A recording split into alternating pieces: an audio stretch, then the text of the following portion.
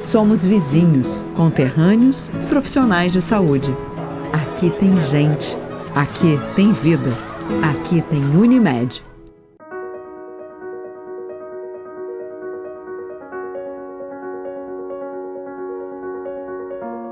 Há 27 anos, a gente iniciou uma história. Mas a gente evoluiu. Hoje, já somos 4 agências e com projetos para expandir mais, estar cada vez mais perto de você.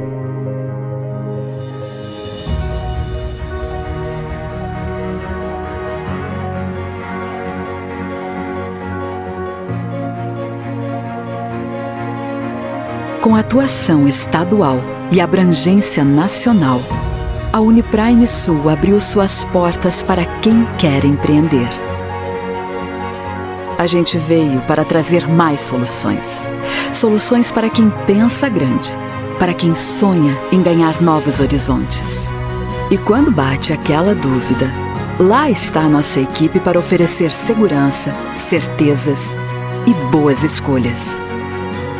Cada região com as suas peculiaridades, cada região com as suas potencialidades. E nós, com o nosso DNA inovador. De norte a sul, de leste a oeste, aonde tem desejo de empreender, tem a força da Uniprime. Somos a Uniprime. Vem evoluir com a gente.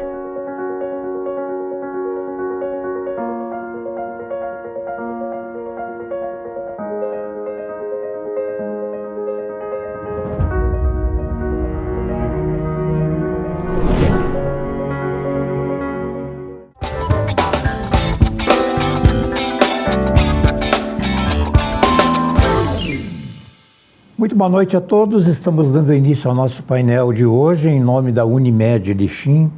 Com o cartão Acesso Mais Fácil, você garante seu check-up por apenas R$ 18,00 por mês. São mais de 280 médicos em diversas especialidades prontos para atender você.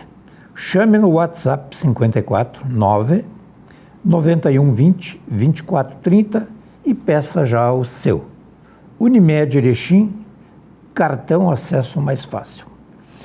Uniprime Sul, a sua instituição financeira cooperativa. Aqui, o futuro é sempre maior. Nós estamos nos referindo, obviamente, a Uniprime Sul. Nós estamos num período religioso da Igreja Católica importante, que é o período da Quaresma, e, para tanto, nós vamos explorar um pouco esse tema, aprofundar ele um pouquinho e falar um pouquinho sobre a vida do padre, que é o nosso entrevistado de hoje. Eu estou me referindo ao pároco da paróquia São Cristóvão, o padre Maicon André Malacarne, a quem eu saúdo e agradeço pela presença aqui.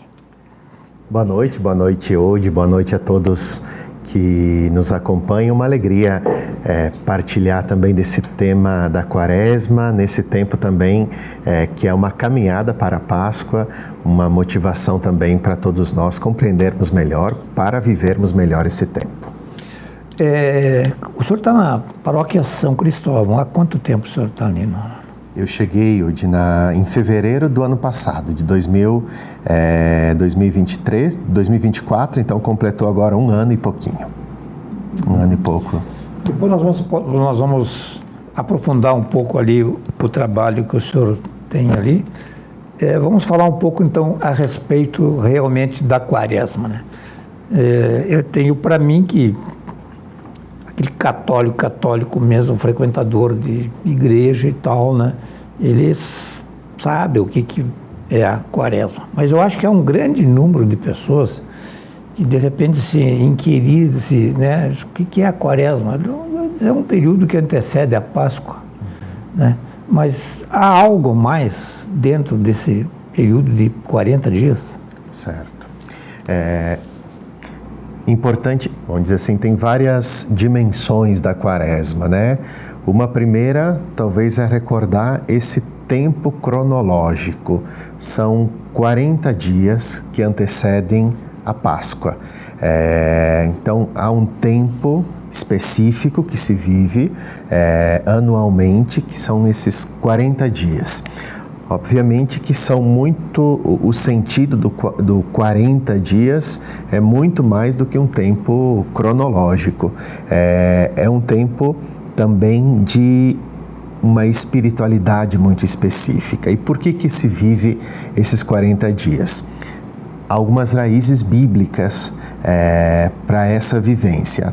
Talvez as duas mais recordadas são os 40 anos que o povo de Israel, coordenado por Moisés, passou da escravidão do Egito, aquele primeiro povo organizado que nós conhecemos pela Sagrada Escritura, faz um caminho de travessia da escravidão para a libertação, para uma terra nova, distante da escravidão do Egito.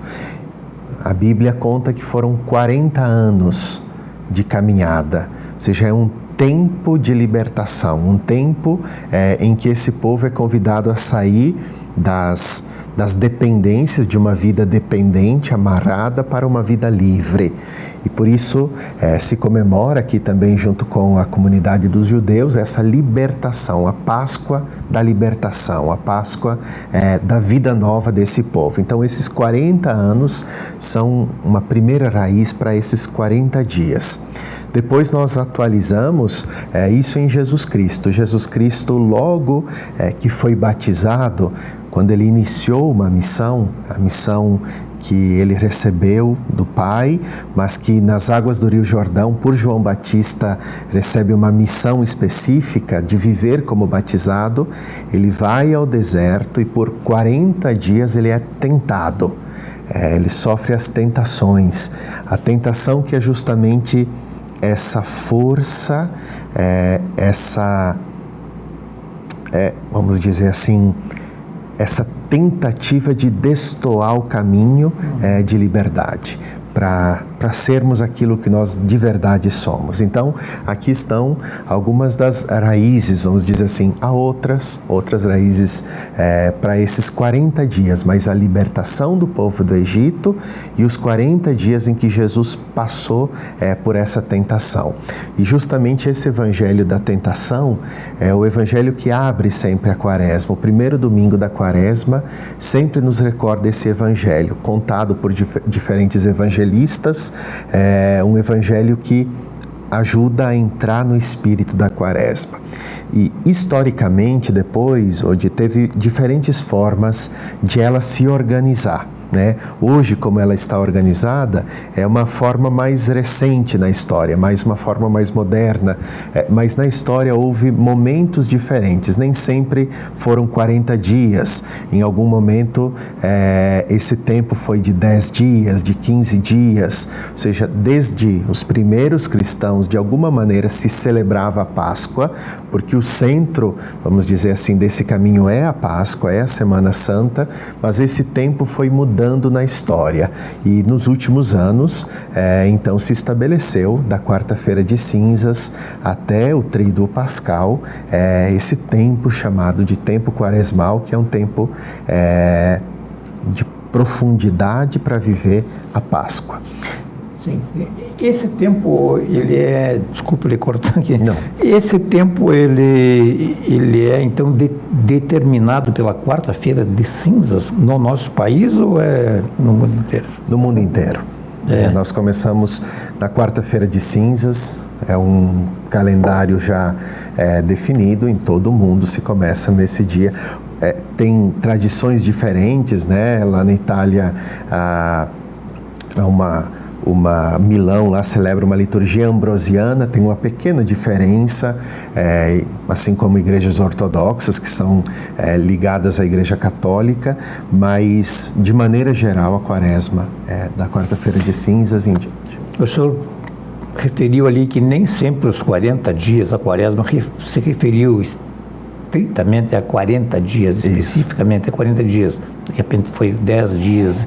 Quem é que promoveu essas mudanças, essas alterações, ou quem é que viveu, digamos, esses 10 dias ou 15 dias? Em que período mais ou menos foi isso? Isso é desde os primeiros cristãos, desde a patrística, vamos imaginar assim, aí o tempo dos grandes santos, Santo Agostinho e dos chamados padres da igreja, se vive alguma forma de preparação para a Páscoa.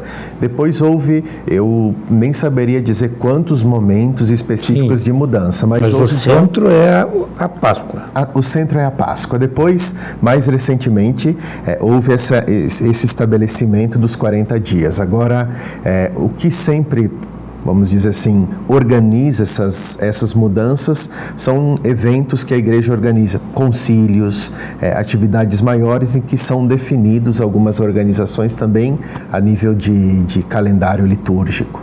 Eu sou bem mais velho que o senhor, mas desde que eu me lembro sempre houve quaresma na Sim. Eu já peguei a quaresma, assim, a quaresma de 40 dias. Sim. Né? Não, alguns séculos já. Coisa então, não. Não é dos foi últimos uns dias anos. Antes de eu nascer. Não. É bastante tempo. Tá bom.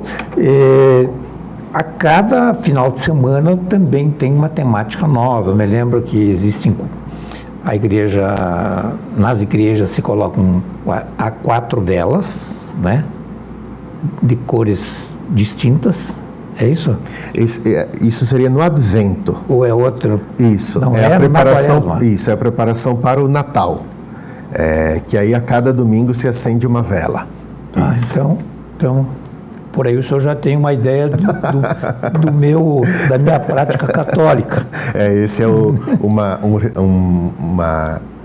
símbolo próprio do Advento. A cada domingo se acende uma vela como preparação para o nascimento de Jesus. Uhum.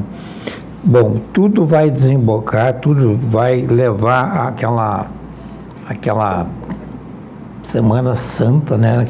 Aquela tragédia, digamos assim, que aconteceu, e depois aquela, né? Que eu acho que para a Igreja Católica pode ser considerado o epílogo, digamos, o ponto mais alto para quem tem fé, realmente, que seria a ressurreição de Cristo. De Jesus, exato. Esses 40 dias, eles são como que um movimento espiritual, até interior de cada pessoa, porque no fundo nós vivemos na nossa vida quaresmas, né? Nós vivemos períodos, seja nos preparando, sei lá, para uma viagem, seja nos preparando para o casamento, nos preparando para uma cirurgia, ou seja, há tempos de preparação. E essas preparações, elas são também uma purificação daquilo que nós somos. Então, há uma preparação no sentido de melhorar, de sermos pessoas melhores. E pessoas melhores para quê? Para chegarmos na Páscoa. Esse é o sentido, de fato, a noite mais importante da fé, a gente chama de solene vigília pascal, que acontece no sábado à noite, depois do tríduo, que chamamos tríduo pascal, dentro da Semana Santa, então a Quinta-feira Santa, que é a celebração da entrega, chamamos a ceia do Senhor, a instituição da Eucaristia, nessa noite também a memória do rito do lava-pés, que é onde Jesus realiza, vamos dizer assim, um último gesto, que é de servir o grupo dos apóstolos, lavando seus pés. Depois a celebração da Paixão do Senhor na sexta-feira. A tradição nos diz que foi em torno das 3h da tarde a sua morte. Então, de modo geral, as celebrações da Sexta-feira Santa são sempre às 15 horas, nessa hora da Paixão. E a igreja guarda um silêncio nesse dia profundo, convida também a um grande dia de oração e de reflexão, até o sábado à noite, que é onde nós celebramos, no entardecer desse dia, nós já celebramos o novo dia, que é o dia da ressurreição, que é o grande domingo da Páscoa. Então, a vigília pascal, nós iniciamos as celebrações do Sábado Santo com as luzes apagadas, justamente para lembrar a morte, e durante a celebração, a vigília, são acesas as luzes, e então assim caminhamos para a Páscoa. E é bacana lembrar, hoje, que esse domingo da Páscoa, nós celebramos, depois a igreja convida a celebrar semanalmente. Cada domingo do ano nós chamamos de Páscoa semanal, de tão importante que é a ressurreição, esse dia da vida nova de Jesus. A cada domingo é uma nova Páscoa que nós somos chamados a celebrar. Eu não sei se o senhor tem essa informação, mas acho que sim. A celebração, digamos, de todos esses ritos, desde a sexta-feira santa até o domingo, no sábado à noite e tal, isso, cada paróquia faz o seu evento ou vai ser centralizado tudo num evento, digamos, na Diocese de Erechim?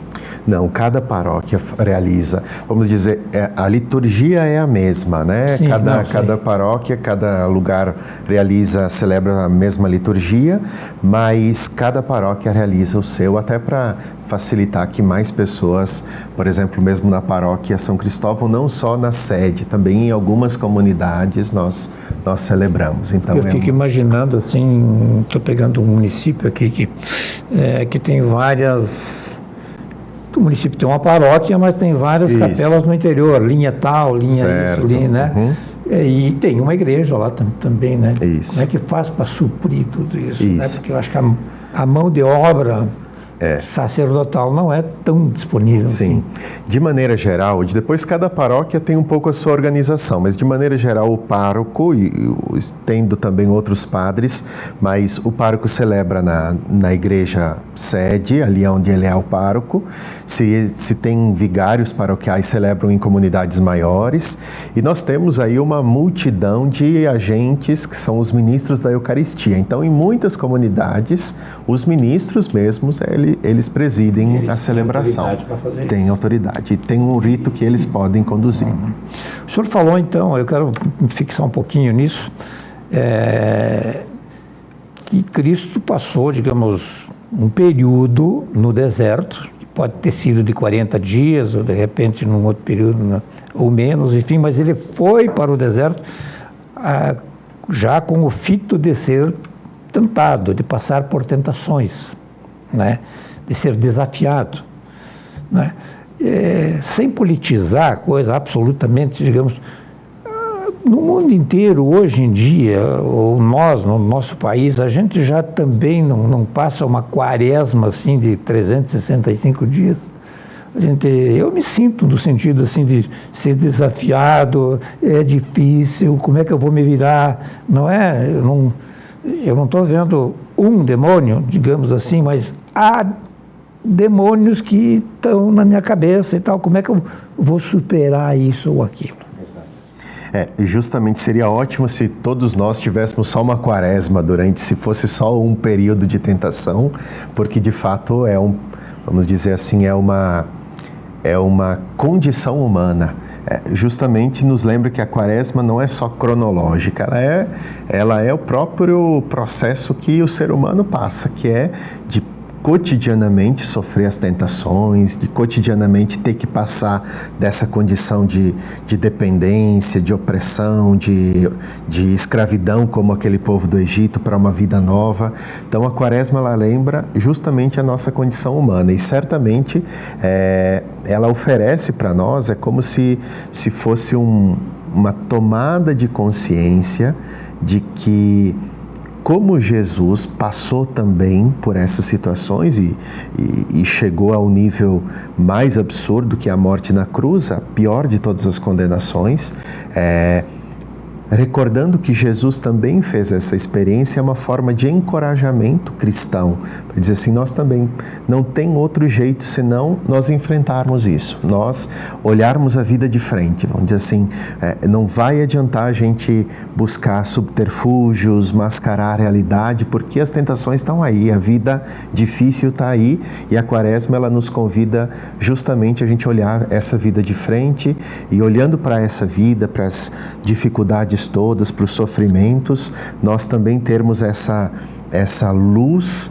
da ressurreição que ajuda a gente também de alguma maneira compor aí a nossa humanidade e com fé, com esperança também desejar uma vida nova. Nós vivemos um tempo onde um termo se popularizou aí, muito se usa, isso é uma narrativa e tal. Eu lhe pergunto, então, não estou dizendo que é uma narrativa, mas por que Jesus foi se deixar tentar sozinho? Por que os discípulos não estavam com ele? Ou ainda ele não conhecia esses 12 homens que o acompanhavam? Como é que as autoridades viram este homem, de repente, se ausentar do meio onde ele estava, né? Não sei por quanto tempo, 5 dias, 10 dias ou 40 dias? Né? Como é que repercutiu isso? O senhor que leu muito a respeito desse e de outros temas. Os números na Sagrada Escritura, eles sempre são muito simbólicos, então é isso. A Sagrada Escritura diz que foram 40 dias, porque faz alusão também aos 40 anos, que é uma condição de passagem.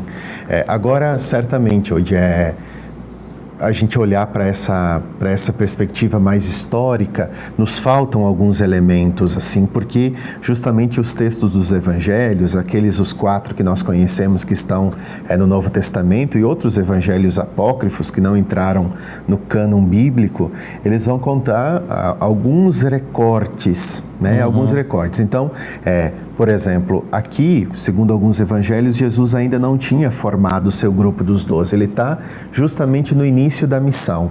Jesus, nós temos os evangelhos, especialmente o evangelho de Lucas, conta como foi alguns primeiros anos da infância. E nós temos uma lacuna de tempo aqui que Jesus vai aparecer no batismo, que segundo a tradição, Jesus tenha sido batizado em torno de 30 anos.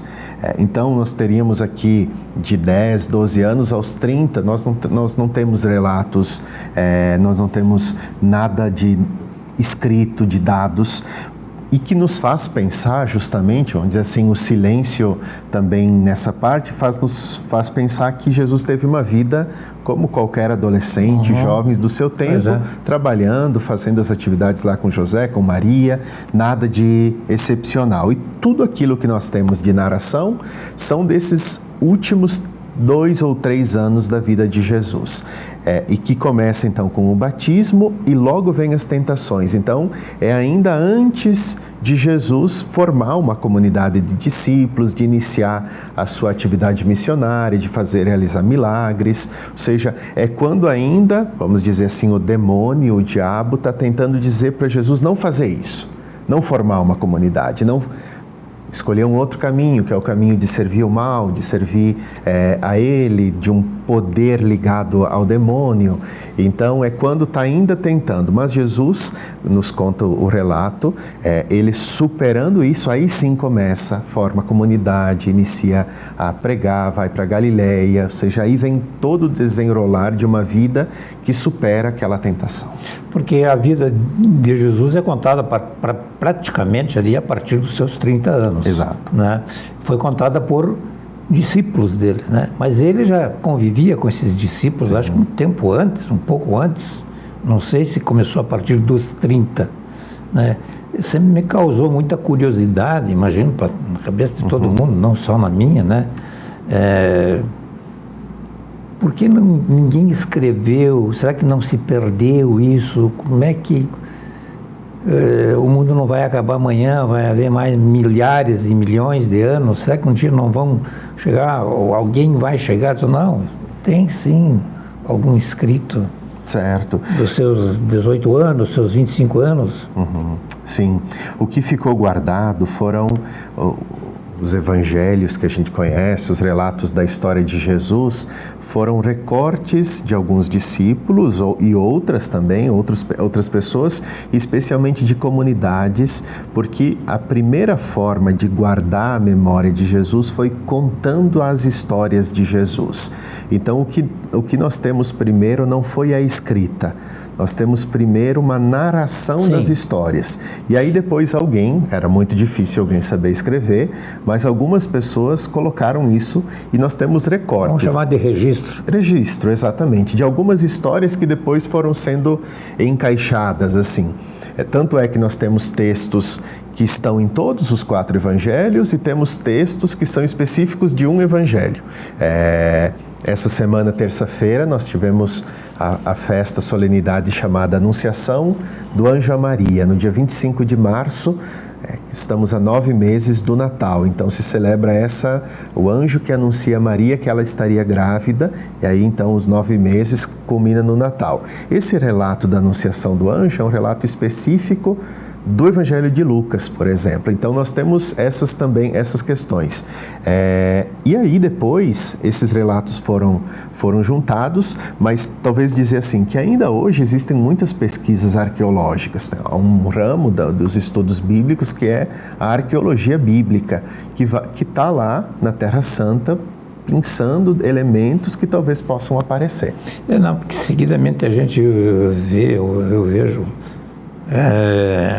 estudiosos, professores, pesquisadores que se dedicam única e exclusivamente a essa temática, assim, né? Não especificamente a quaresma, mas a vida dos cristãos e de Jesus, e devem, enfim, mas isso aí não é hoje aqui que nós vamos descobrir isso. Vamos resolver. O nosso tema aí é a quaresma. Nós vamos fazer o nosso intervalo e já voltamos.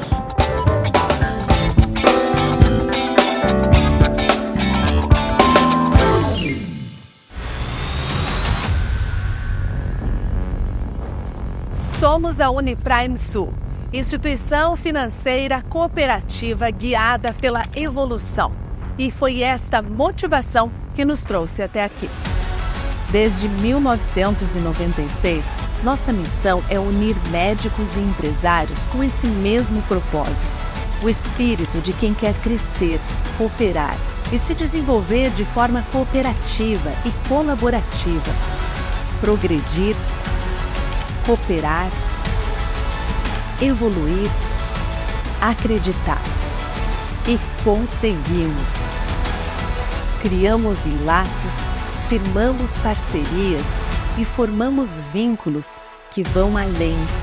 Acreditamos, crescemos e chegamos até aqui com uma sede administrativa, 5 agências, 3.000 cooperados e mais de 400 milhões em ativos. A Uniprime Sul é a instituição financeira cooperativa completa para quem compartilha desses valores. Aqui, o associado é dono. Aqui, o interesse do cooperado está no centro das nossas tomadas de decisões. E desta forma, o cooperado participa ativamente de todas as decisões. Vem evoluir e viver o lado prime da vida com a gente.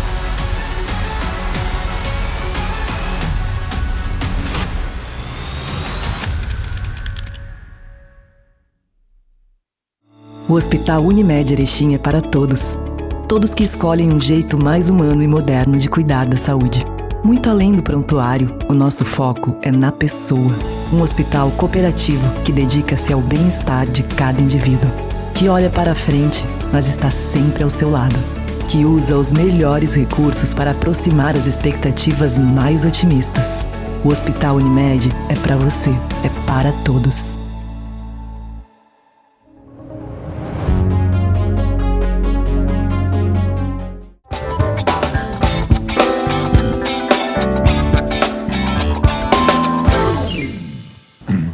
Muito bem, estamos de volta aqui em nome da Unimed Erechim e também da Uniprime Sul, a sua instituição financeira cooperativa. Aqui o futuro é sempre maior.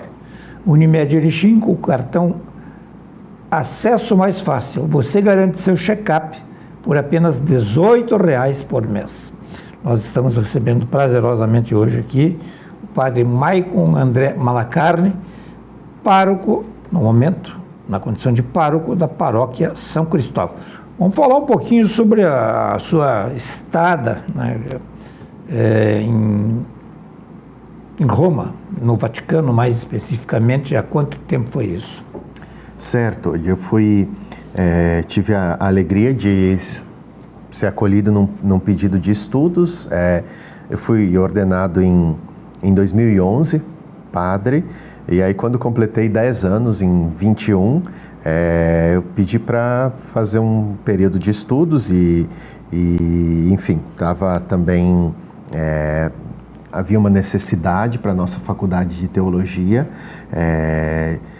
então fui para Roma fazer um mestrado em teologia moral. É uma área, as pessoas brincam comigo, mas ainda tem alguma moral assim para estudar, mas é uma área da teologia importante, a área que a gente estuda o agir cristão como um cristão, quais são os critérios, os fundamentos de um agir cristão bom.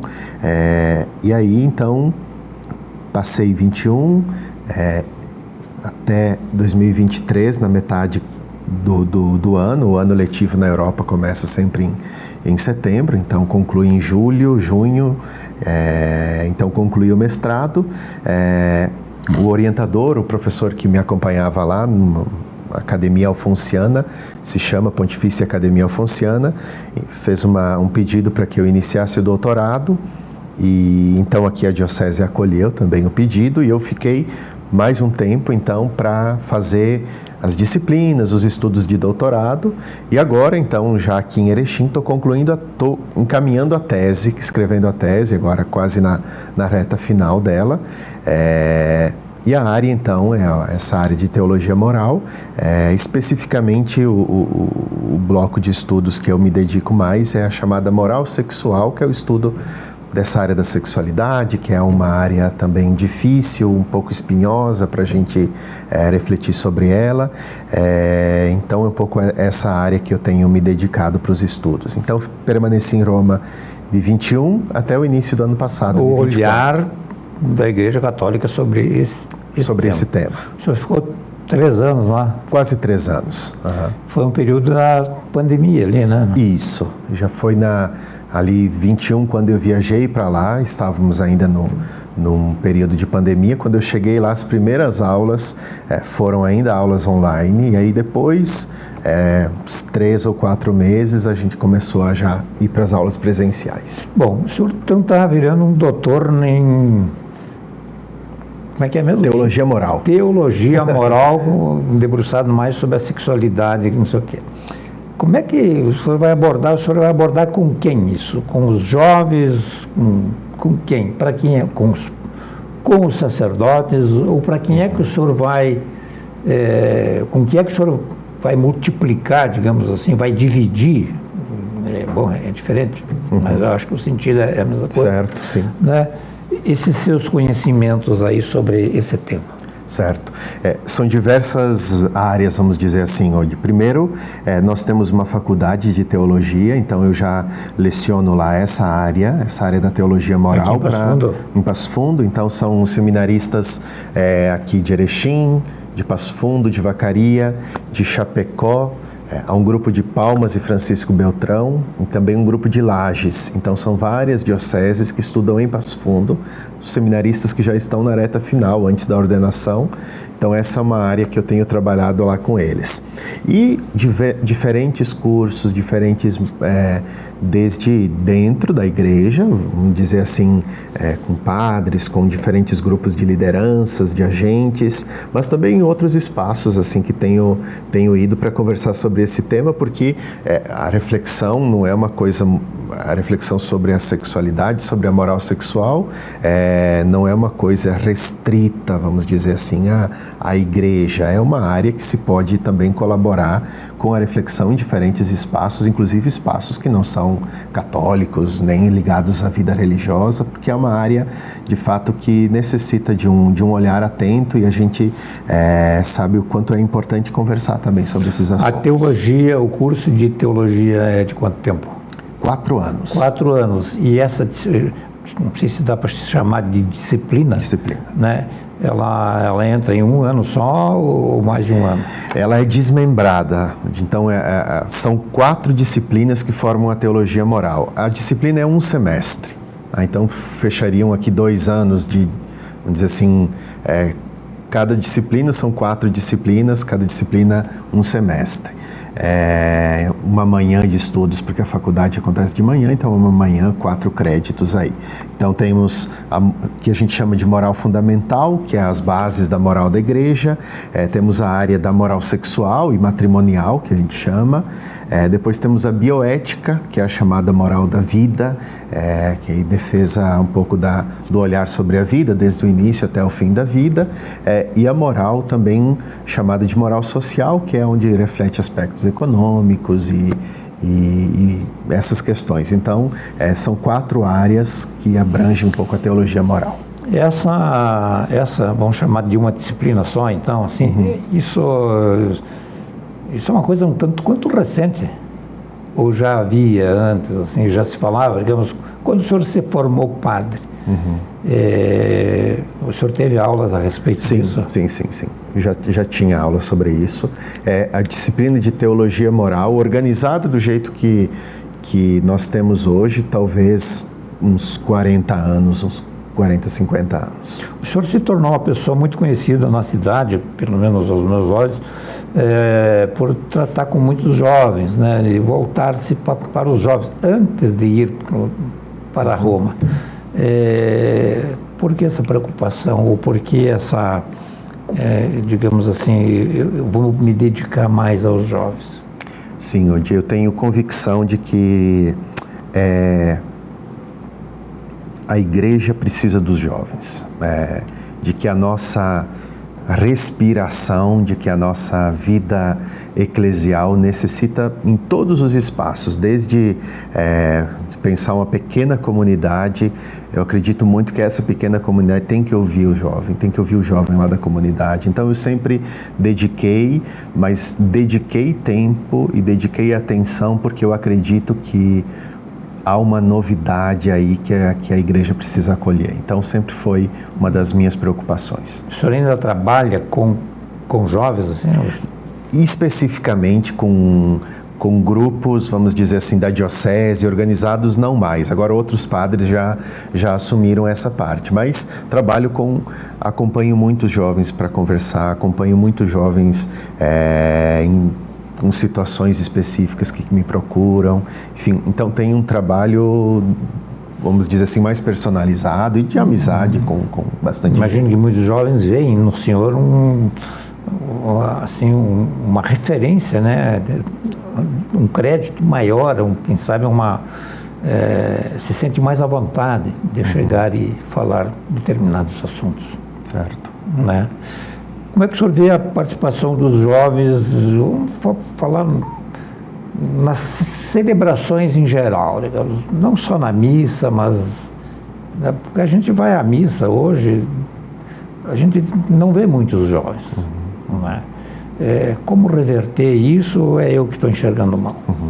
Sim, não tem dúvida de que nós estamos vivendo uma multiplicidade agora de experiências religiosas, das mais diferentes, e há uma escassez, de fato, especialmente nessa proximidade com a vida da comunidade. Às vezes, até nas missas, nas celebrações, a gente até percebe em alguns momentos um aumento da presença de jovens, mas nós temos dificuldade de incorporar os jovens na própria caminhada da comunidade, nos trabalhos, porque as atividades da comunidade são atividades já tão tradicionais, assim, que geralmente pessoas já mais adultas têm mais facilidade, desde catequese, liturgia, conselhos diferentes.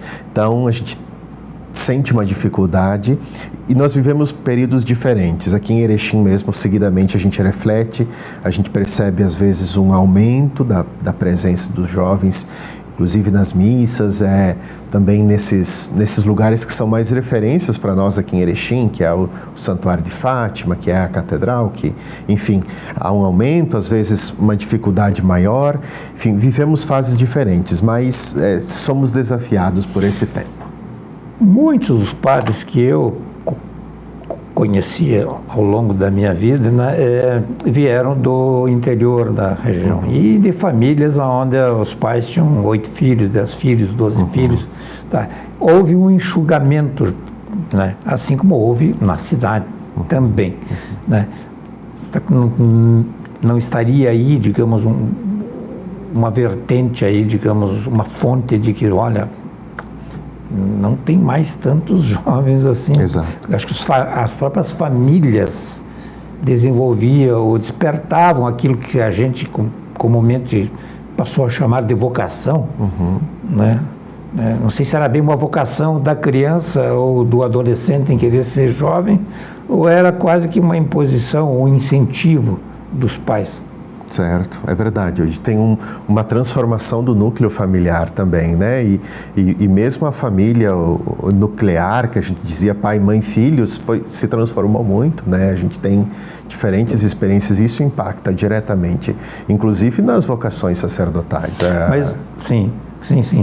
Mas hoje em dia, eu quero aproveitar ao máximo, mas hoje em dia as famílias ainda têm os seus filhos e tal, e tu vai falar pega 10 crianças, o que tu quer ser? Eu quero ser médico, quero ser advogado, quero ser engenheiro, quero ser professor, pesquisador, cientista, isso, né, jogador de futebol. Será que não estaria na hora da igreja descobrir alguma coisa, digamos assim, que oferecesse uma atração maior para fazer com que o jovem sentisse vontade de ser padre? Sim, com certeza. Hoje a gente tem, vamos dizer assim, a gente está seguidamente pensando sobre isso. Não é uma questão de tempo isso? Eu acho que é uma questão que a escassez agora, essa dificuldade, essa crise, ela vai desafiando a gente a pensar. O próprio seminário agora, que reabriu o nosso seminário menor com essa experiência, justamente está muito ligado a isso que você está falando, porque uma vez era muito fácil um seminarista vir morar aqui no seminário, porque as famílias eram grandes, 7, 8 filhos, se um vinha para cá, a roça lá continuava garantida. Hoje é muito difícil o pai, a mãe, às vezes um filho, esse filho vem morar aqui. Então o seminário agora abriu a experiência de ser seminarista, de fazer a experiência vocacional sendo acompanhado em casa, sem precisar morar aqui. São ajustes que seguidamente a gente está tentando buscar e aprofundar diante desse cenário de realidade que nós temos, né? O senhor que esteve lá em Roma, digamos, essa temática, esse tema não volta, olha, daqui 50 anos, vamos imaginar, daqui 50 anos ou mais, o mundo ainda vai estar aí, eu acho. Daqui a 50 anos, será que nós ainda vamos ter padre? Pois é uma grande pergunta. A Europa... Nós vamos ter, digamos assim, pessoas que têm a sua atividade laboral, profissional, enfim, mas que também se transformam numa espécie. Eu não quero chamar de pastor, eu quero chamar de padre. Sim. Eu acho que está colocado, está posta aí nesse momento de dificuldade as alternativas. A Europa como um todo vive essa grande crise também. A Itália, que sempre mandou muito padre, inclusive para o Brasil, hoje está dizendo assim, lá na Itália, na paróquia que eu ajudei nesse tempo, uma paróquia da região de Treviso, no norte, eles diziam, agora são os brasileiros que têm que vir nos ajudar, são os brasileiros que nós sempre mandamos padre para o Brasil, agora o Brasil tem que mandar padre para nós. Enfim, é uma crise um pouco geral e que vai exigir da gente aprofundar o tema vocacional. Então, o senhor comparou com a Itália, mas, digamos, ampliou para a Europa toda. Sim, é uma realidade europeia. Há países da Europa que estão ainda piores do que essa realidade da Itália. Né? E aí, como é que a igreja vai tratar isso? Exato. Eu também não sei dizer, mas eu sei que todo mundo está muito preocupado. Isso depende, digamos, de um futuro Papa? Ou isso é tratado, digamos, dentro de um colegiado e tal, porque a matéria é melindrosa, é ampla, é profunda, é importante? Vários grupos. Hoje não depende somente da figura do Papa, ele obviamente é uma figura importante nesse sentido de congregar as diferentes reflexões, mas há inúmeros grupos, vamos dizer assim, oficialmente há um dicastério específico que reflete a questão das vocações, mas depois isso, nas conferências de cada país, isso também tem grupos específicos que a todo momento estão refletindo. A inserção de mulheres é cogitada? Não? É uma questão que está em debate frequentemente. Agora nós tivemos um sínodo convocado pelo Papa Francisco em 2 etapas e entrou novamente a questão da ordenação de mulheres, a uma equipe que o Papa Francisco montou exclusivamente para pensar sobre isso, inicialmente sobre o que seriam a ordenação diaconal, de diaconisas, mas ainda em estudo, em período de estudo. Então há uma comissão específica para esse tema. A gente vai olhando a realidade e não tem como negar que, de repente, mais daqui a 20 anos, 40 anos, 70 anos, sei lá, vai chegar um momento. Sim. Né? E quem é que vai rezar a missa? Quem é que vai celebrar? Vai ser uma missa nos padrões tradicionais ou de repente um outro tipo de celebração? Exato. Para não deixar, digamos, aquilo que não sei quem é que foi que disse, né? Para não deixar as ovelhas se dispersarem. Né? É a parábola de Jesus, Bom, nós temos 2 minutos ainda. Eu gostaria que o senhor ficasse à vontade, se quiser falar alguma coisa da paróquia, que o senhor dirige hoje em dia, dos seus planos, enfim. Muito bem. Obrigado inicialmente pela oportunidade, por essa partilha, pelas questões, né, que ficam sempre para todos nós, para quem nos acompanhou. A Paróquia São Cristóvão é conhecida aqui em Erechim tradicionalmente pela sua festa do motorista, né, uma festa que sempre no último final de semana de julho acontece, nos lembrando o padroeiro São Cristóvão, conhecido como padroeiro dos motoristas, também dos agricultores. É uma paróquia muito boa de trabalhar, é uma paróquia com muitas pessoas disponíveis para ajudar, com muitos conselhos, com muitas pessoas envolvidas e comprometidas. Então, tenho feito uma experiência bem bacana, bonita, muito embora com bastante atividades, assim, indo toda semana para Passo Fundo, acompanhando diferentes atividades, mas a experiência da paróquia São Cristóvão é sempre uma experiência bonita e de muita alegria. Então, tenho vivido esse tempo ali com a comunidade, uma comunidade que tem, de fato, me ajudado a viver também como padre. Então,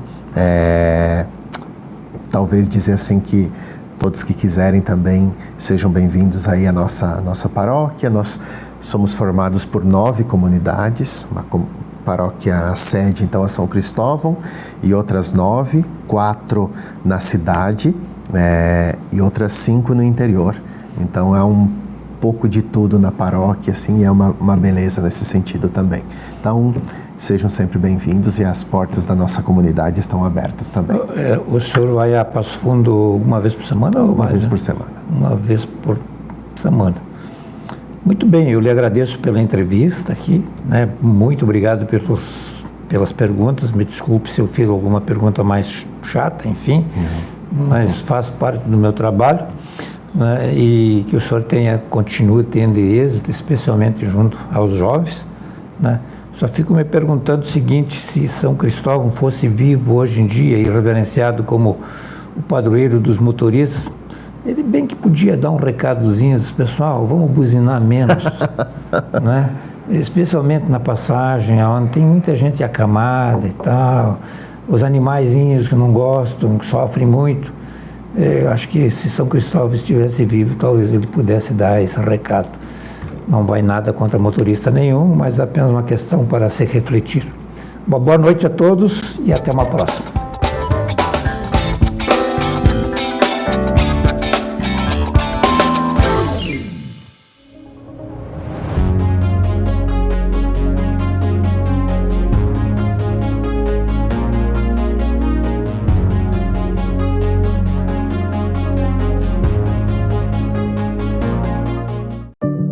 Quantas vezes você ficou frente a frente com você mesmo, desse jeito, no espelho, olhando dentro dos seus próprios olhos, se perguntando por que ainda não deu o primeiro passo para uma vida melhor, para um mundo melhor? Por que você ainda não enfrentou aquele medo que nem o seu reflexo conhece?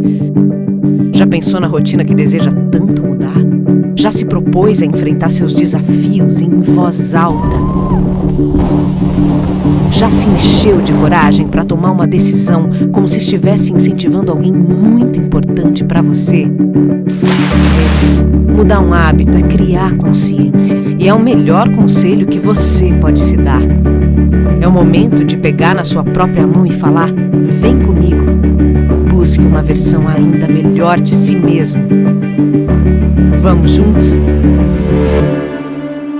Mude um hábito. Unimed.